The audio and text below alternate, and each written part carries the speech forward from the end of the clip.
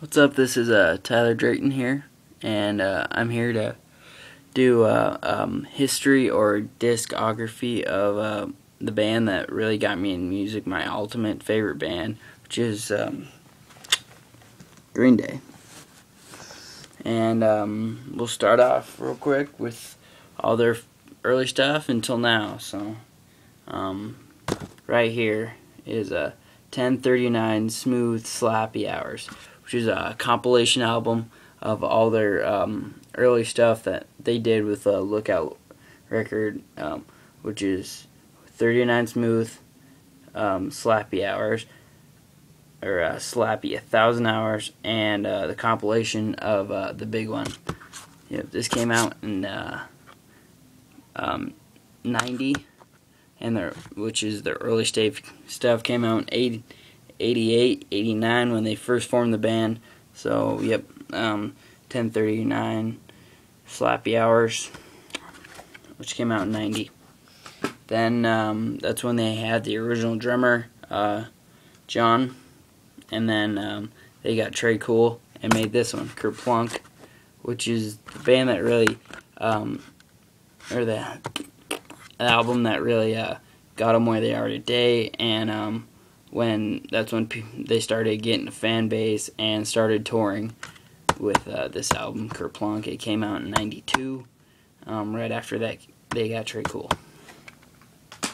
Then they went on their own for a while and signed with Reprise Records, which became Warner Brothers, and kind of the punk community kind of kicked them out for doing that, and their old record label Lookout kind of looked down on them, but who cares, because boom, in 94 we got Dookie, which is the album that really got me into music. I got this on my 12th birthday, and I just knew for the rest of my life I wanted to play guitar and be in a band. So boom, 1994 Dookie, which is also right here. I had to get it on vinyl, of course, and the vinyl of it. And then in 95, they're tired of the punk community kind of picking on them and said screw you. And in 1995, they came out with this, Insomnia, which is pretty much a big FU to the community that didn't like them, and they came out with this. It's a lot harder and more powerful than Kerplunk and Dookie, but it's Insomnia, 1995. Then in 97, they came out with this, Nimrod, which is a different album of their earlier stuff, very hard rocking and very heavy, but this is also the one that has their probably their biggest song and their most popular ballad, Good Riddance, Time of Your Life. And then they took a break for a while and came back in 2000 with my second favorite album. And I heard this album, first time I heard this album, I'm like, holy shit, this album rules. And it's, like I said, it's my favorite, my second favorite Green Day album, Warning. It came out in 2000, when it has popular songs like Warning, of course, Waiting. They're probably one of their biggest songs, Minority, and that's when they started getting into the political stuff, and really during the presidential election of 2000, that's when that took place, and between George Bush and Al Gore, and that's when they started getting very political. And then they moved on, and in 01, International Super Hits. This is pretty much their greatest hits, from Dookie to Warning and everything in between. There's also 2 new songs on there, Maria and Pop Rocks and Coke, which is written just strictly for this album. And then In 2002, they pretty much did the same thing with right here, Shenanigans, which is, it's pretty much a greatest hits album, but it's not. It's just all the track B stuff that never made it on any albums. And most of the stuff was actually supposed to be on Nimrod and Insomnia, but it never made it on there. And then there's a couple of covers on there also, like a Ramones cover and a Kinks cover. And then in 2003, they recorded Cigarettes and Valentines, but someone stole the tapings, of course, and the master tapes.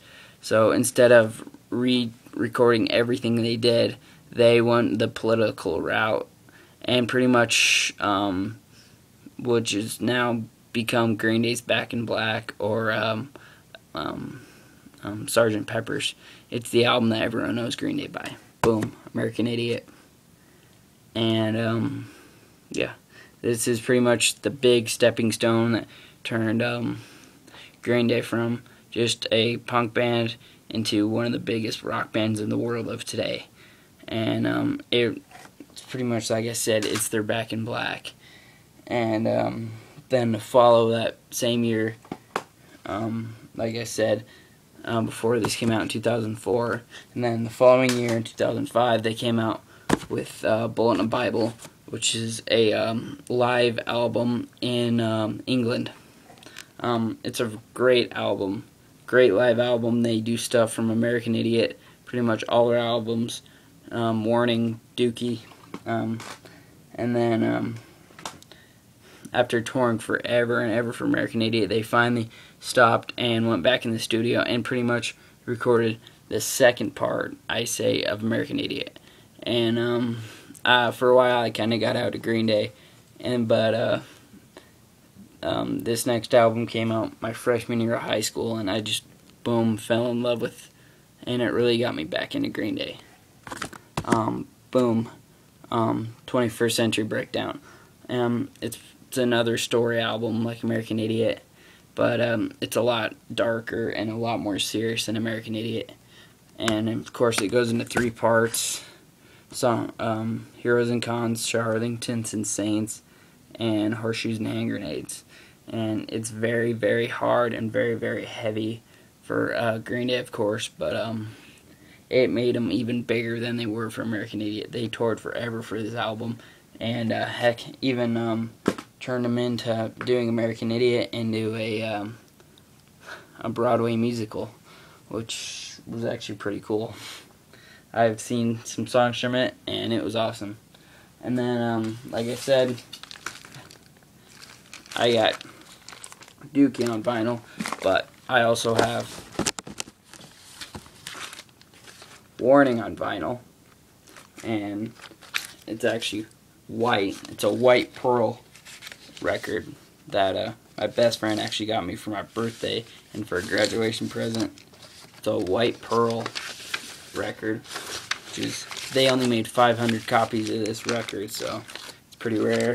And then about a couple weeks ago, I was in Salt Lake, and I picked this up, the 21st Century Breakdown vinyl, which, as you can tell, is still sealed in the plastic, and I probably will keep it in the plastic. So yeah, let's review. 1039 Smooth Slappy Hours, 1990, with the original drummer John Kiffmeyer, Kerplunk, and Got Trey Cool in 1992. Both of them on Lookout Records. Dookie, their first major album, which, like I said, is my favorite, and the one that I knew that I wanted to play guitar and be in a band because I heard it. Insomniac, 1995.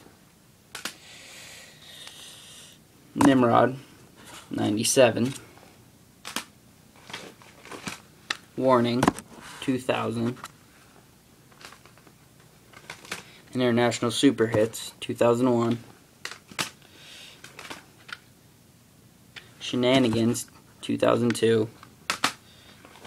American Idiot, 2004. Bullet in a Bible, 2005. 21st Century Breakdown, 2009. And then coming at the end of the year, Uno Dos Tres, which is they're going back to their punk roots for, and it sounds very, very cool. And like I said, they're going back to their punk roots and bringing back the Dookie sound and the Nimrod sound and the Warning sound, which is gonna be awesome. And I'm missing one album, awesome as fuck, but I don't plan on. No offense, I just don't plan on getting it because it's just like Bullet in a Bible. It's just all the songs are all from separate concerts. And keep it up. This is Tyler, and talk to you later. Bye.